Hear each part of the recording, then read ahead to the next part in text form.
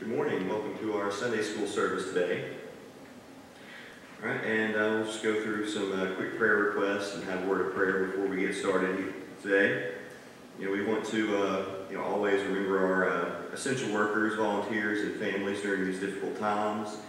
Pray for our country, our lost loved ones, the nursing home staff and patients. We do have some praise items. Ann Graves doesn't have cancer. And Gary Hayes was saved on August 4th. Also wanted to mention that we'd be praying for Seth Logan and Bailey Blake. Their wedding's coming up. They're going to have a lot of restrictions due to COVID. So let's remember that, because that's a wonderful occasion, but it's going to be a little bit different and difficult because of the situation. Let's remember Janice Shipley, Galen and Larry Kelly, Roy Green, Allie and Sherry Sherman, Mike Bennett, Earl Green, Hank and Mickey Jordan, Bobby Edwards, Willie Hensley, Steve Hartley, Bill McCamus, and Debbie Green. All right, so let's go ahead and go to the Lord in a word of prayer here together this morning before we get started. God, we thank you so much for giving us the ability to do this virtually, Lord. God, we ask that you be with these many requests that were spoken this morning, as well as those that were unspoken, Lord. God, we're just so happy to have these many praise items that we can bring to you as well, Lord. And God, we ask that you would continue to work through us and allow us to continue to do your will and spread your glory and love and your kingdom, Lord, as a New Testament church, God. And God, I ask that you would be with me this morning as I go through this lesson, Lord. It would help us, give us strength, Lord, as we talk about the trials that these Hebrew children went through and how you delivered them, Lord. And God, I ask that you would just, lift us up and strengthen us, God, and allow us to do everything according to your will and glory. Amen. All right, so, we're looking at Daniel 3, and we're looking at a trial by fire. They're taking a stand against adultery here. Right now, we're extremely blessed to live in a country where we have many freedoms that a lot of other Christians don't have. Even though our views here may be unpopular, like our views on sex and marriage and abortion and the gospel itself, Jesus Christ being the only way, that we're still able to have these opinions and voice these things. There are many places that it is not tolerated at all and are punished, even up to death. I was looking at the Christian news site, and it had information about persecutions. And I come across an example, and this was in Africa. There was a pastor and his friend and a church member they fish on a lake, and on this lake there's a small village that's mostly Muslim. And when they would go out, they would go ahead and witness to these Muslims as well. This happened here at the end of June. They were eventually threatened because it was successful. They were able to have some converts, and sadly on June 22nd, they were beaten and drowned in the lake for spreading the gospel. And so that story in lesson reminds us that whatever we're doing, we need to remain true to God no matter what the consequences are. And so let's go ahead and start into Daniel here. Last week we talked about some of Daniel's gifts. One of them being the ability to interpret dreams. And before I start into this this first verse, we talked about the idol that he built. I wanted to go ahead and put that and compare that to his dream that he had and what Daniel had said to him. And so we can go back into chapter 2 and start in verse 31, and we'll go through 35.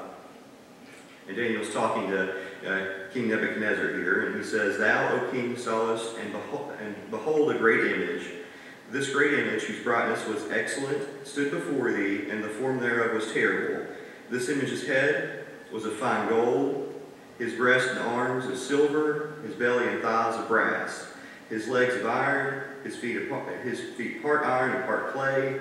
Thou sawest till that a stone was cut out without hands, which smote the image upon his feet that were iron and clay, and break them into pieces. And then was the iron, clay, brass, silver, and gold broken into pieces together, and became like chaff of the summer threshing floors, and the wind carried them away, that no place was found for them. And the stone that was smote the image became a great mountain and filled the whole earth. And he said, this is the dream, and we will tell the interpretation thereof before the king. And here in verse 37 is where I'll stop. And thou, O king, art king of kings, for the God of heaven hath given thee a kingdom, power, and strength and glory. I guess I'll go into 38 here. And wheresoever the children of men dwell, the beasts of the field and the fowls of the heaven, hath given thee unto thine hand, and hath made thee a ruler over them. Thou art this head of gold.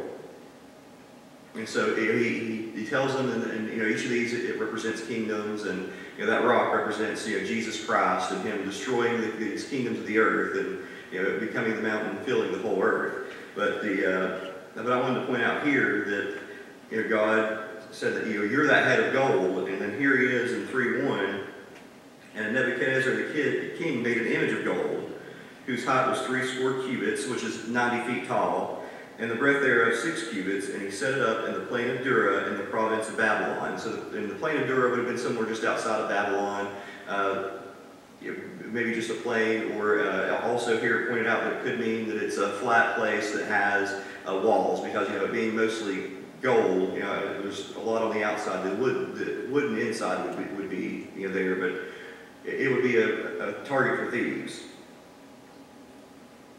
And so we see here that even though Daniel had given them this, he still had his idea. He wanted to be king forever, basically. He has this gold statue. He wanted to make sure that everyone else after him took care of this statue and took care of his commandments and did everything that he wanted to, so that he would be remembered forever. He could live on that way. And this false statue is probably one of their false gods, Nebu, one of the false Babylonian gods. All right, so then here in verse 2 it says, Then King Nebuchadnezzar the king sent together princes, the governors, and the captains, the judges, the treasurers, the counselors, the sheriffs, and all the rulers of the provinces to come together for the dedication of the image which Nebuchadnezzar the king had set up. So he calls everybody together to look at this great thing that he's done. And then verse 3 says, Then the princes, the governors, and the captains, and the judges, and the treasurers, and the counselors, the sheriffs, and all the rulers of the provinces were gathered together unto the dedication of the image that Nebuchadnezzar the king had set up, and stood before the image that Nebuchadnezzar had set up. So he brings them all together. He expects everyone to fall in line here as being part of Babylon.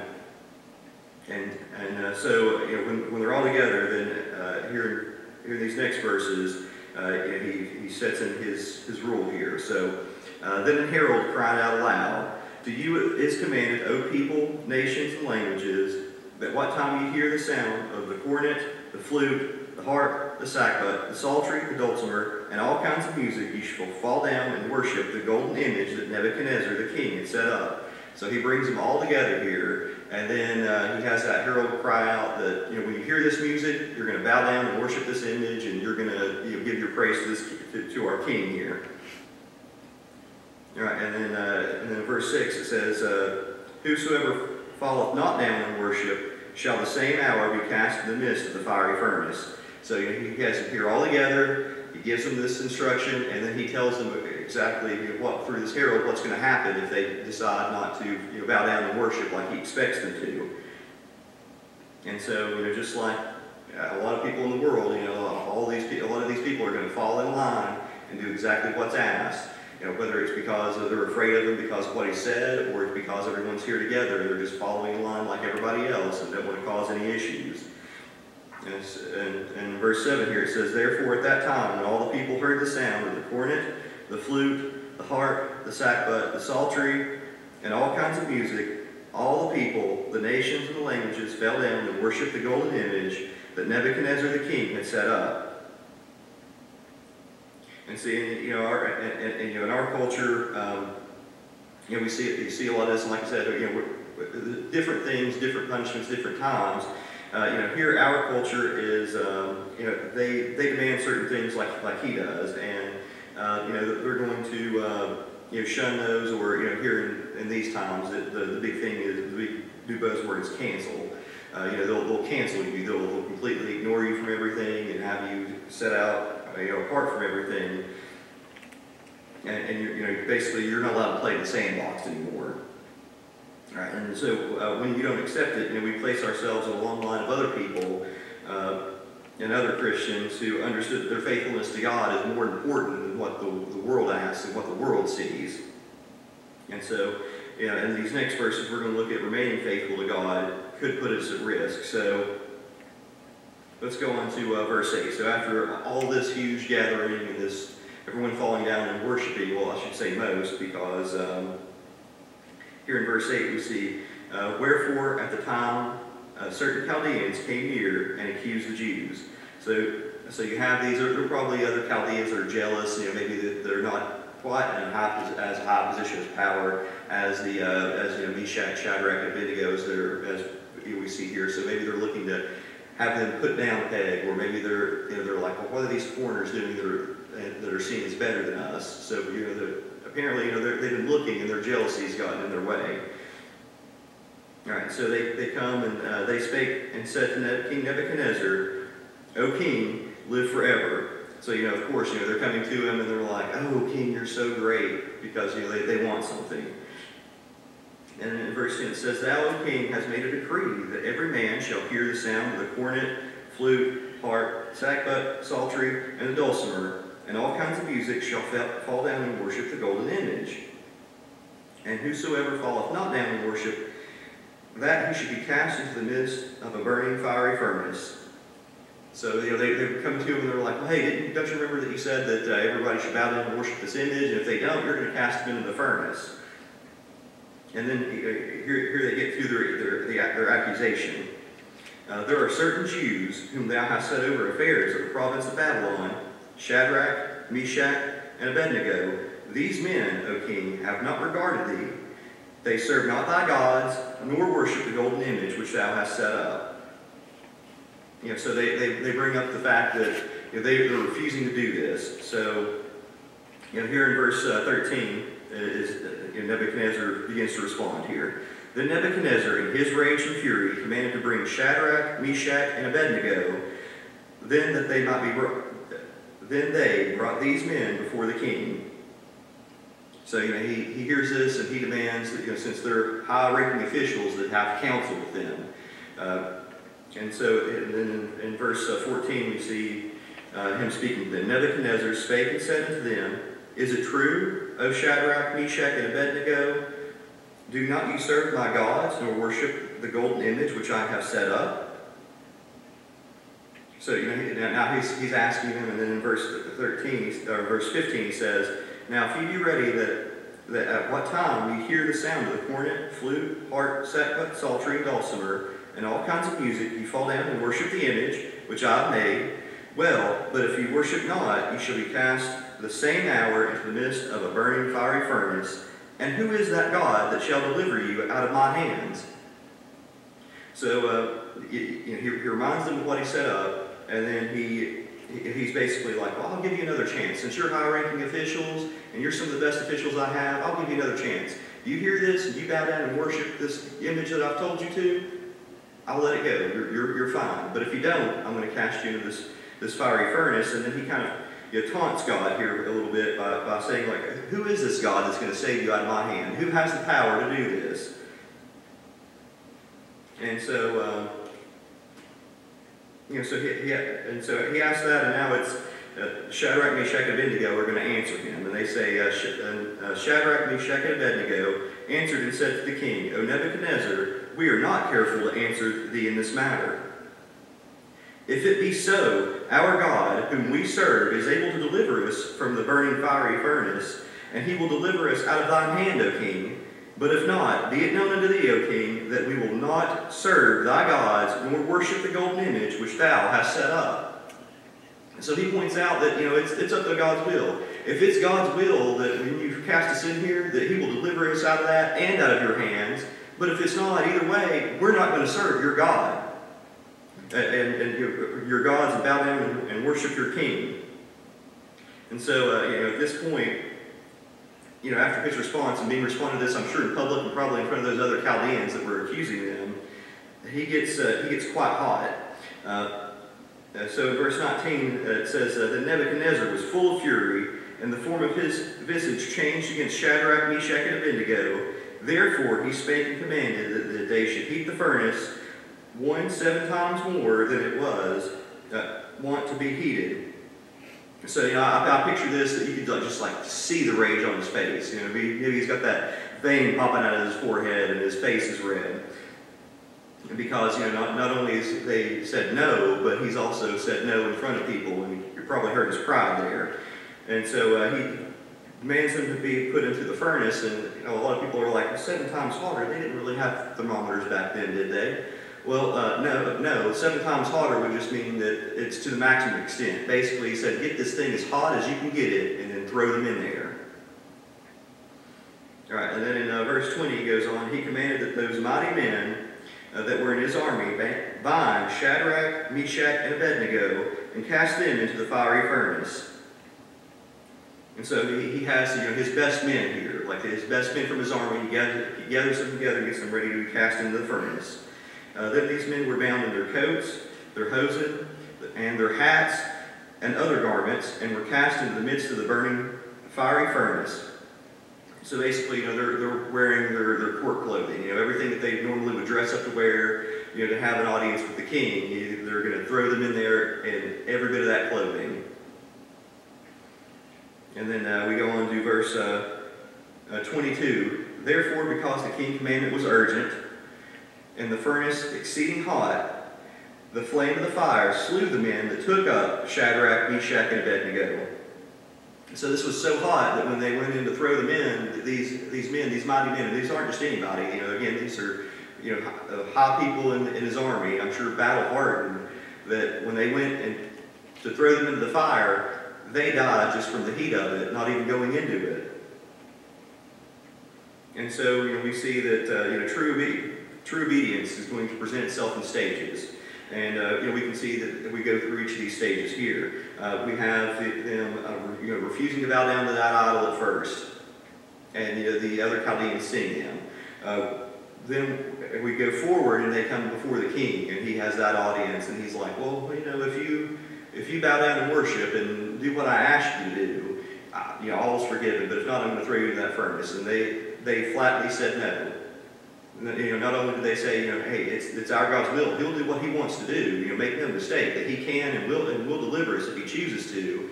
But if he doesn't, either way, we're not serving your gods. And then, at last we see them being thrown into the fiery furnace. After they said no and stood up to the king, they bind them, and they're loyal even to God, even going through this furnace. They don't recant and say, "Well, I'm sorry, we'll do it now." They're totally intending to be loyal to God. And we must strive for obedience through all phases of our life experience as well. And then remaining faithful is going to be a witness to those around us. And so we can go on to verses 24 through 30 and finish this out here. And then in verse 24, then Nebuchadnezzar, the king, was astonished and rose up in haste, and spake and said to his counselors, Did we not cast 3 men into the midst of the fire? They answered and said unto the king, True, O king. So he goes in here, he probably comes in, and this is like a big, huge furnace that they usually use probably for smelting iron and things like that for their weapons, and it's going to be open. And so he goes in there, and you're probably proud of himself, like, I've taken care of these 3 Hebrews that defied me. And he goes in there, and he's like, wait a minute, there's something up with this. And then we go here with, to shock him enough that he goes to his counselors and like, we threw 3 men in there, right? Like what I remember correctly was 3 men, correct? And then on to verse 25 here, and he answered and said, Lo, I see 4 men loose, walking in the midst of the fire, and they have no hurt, and the form of the 4th is like the Son of God. Amen. So he looks in there and he sees, and he's like, wait, there's 1, 2, 3, 4? There's 4 in there, and then he sees one being godlike. and they're not hurt. And so, and then we go on to verse 26, and because of this shock that he sees, then Nebuchadnezzar came near to the mouth of the burning fiery furnace, and spake unto Shadrach, Meshach, and Abednego, Ye servants of the Most High God, come forth and come hither. Then Shadrach, Meshach, and Abednego came forth of the midst of the fire. So at this point he sees and he calls out, and he's realized who that God is that can deliver them out of that at this point, I'm sure, which is why he says, come out Most High God. Now I want to point out that he hasn't converted to Judaism or anything yet at this point. At this point, that what he's saying is he now has that fear and respect for the God that they serve. So he's like, come out, and that you servants of the Most High God that has delivered you out of this. And then we go on to verse 27. So now they come out, and the princes and the governors and the captains and the king's counselors, being gathered together, saw these men, upon whose bodies the fire had no power, nor was an hair of their head singed, neither were their coats changed, nor the smell of fire had passed on them. So they come out and they're completely unscathed. They don't even smell like smoke. And everybody here comes together and sees that as a witness. And you can't deny how mighty God's power is. That they're cast in this fire that was so hot that it killed these two of these men of their army, just throwing them in, and they come out completely unscathed, not even smelling like smoke. And then so because of that, we have Nebuchadnezzar that has to again acknowledge the power of God. Then Nebuchadnezzar spake and said, Blessed be the God of Shadrach, Meshach, and Abednego, who hath sent his angel and delivered his servants that trusted in him, and have changed their king's words, and yielded their bodies that they might not serve nor worship any god except their own. And so here he has to say that they delivered them out of here, and he's delivered them out of my hands, and so he has to give his reverence to their God, because he delivered them as they said that he would. And so then in verse 29 he makes a decree.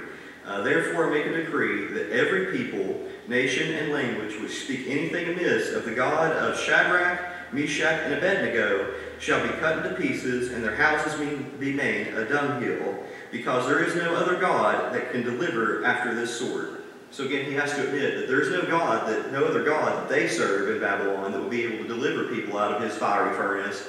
Only the God of Shadrach, Meshach, and Abednego. Now, again, he hasn't completely acknowledged that he's the one true God, but we at least see that he has that respect for God, that there's something special about this God, and that being the fact that he makes it a law that no one can speak anything ill against him, probably because he can see what he can do, and he's afraid of him.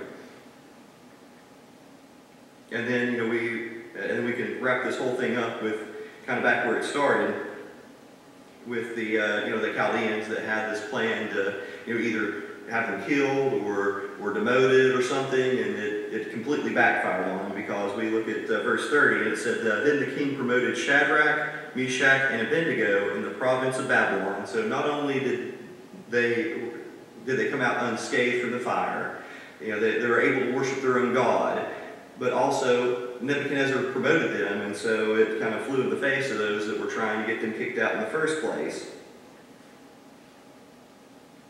And so, but now here it doesn't always work that way with what God chooses to do. Like I want to go back to that verse where they say that if it's will, He's going to deliver us out of it. Either way, it's whatever happens, it's going to happen according to God's will, and it's going to help with what God wants. This doesn't mean that God's going to deliver us out of every single situation, every single trial, every single tribulation. I mean, we can look at how many have been martyred over the centuries and millennia that have followed God. From the Old Testament to and the prophets, on to the New Testament. I mean, we can look at the apostles just as an example.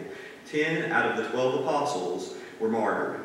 And when you think about that, you're like, that's pretty much all of them, because you've got the 10, you've got Judas that took his own life.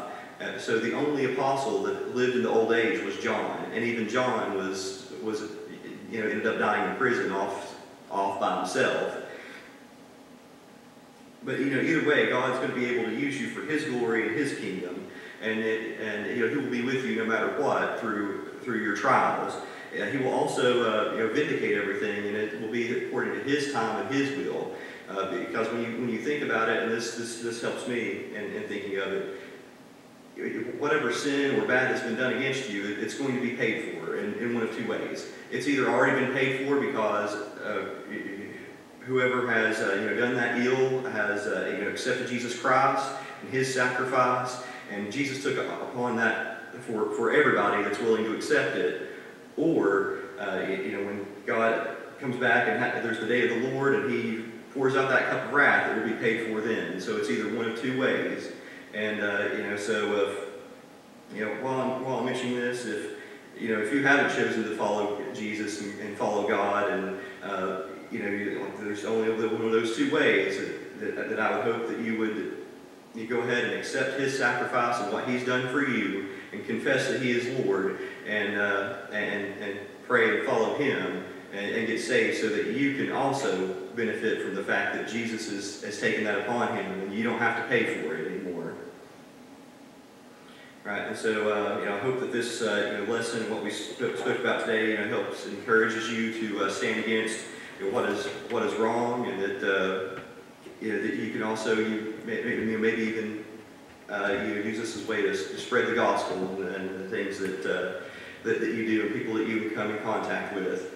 I pray that you all have a good week this week, and continue your studies and your devotions. God bless you all.